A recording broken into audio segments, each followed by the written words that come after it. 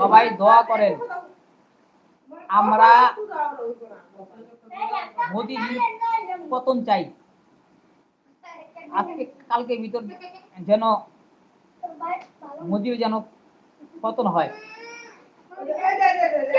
ইন্ডিয়ার ভিতরে যেই হারে মুসলমানের উপর অত্যাচার চলতেছে,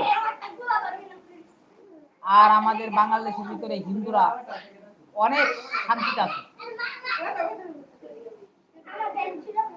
বলে আমাদের বাংলাদেশের পুলিশরা, বাংলাদেশের সরকার সর্বোচ্চ হিন্দুদেরকে স্বাধীনতা দিচ্ছে, আর ইন্ডিয়ার ভিতরে মুসলমানের কোনো স্বাধীনতা নেই। এই জন্য সবার কাছে দোয়া চাই মোদির যেন পতন হয়।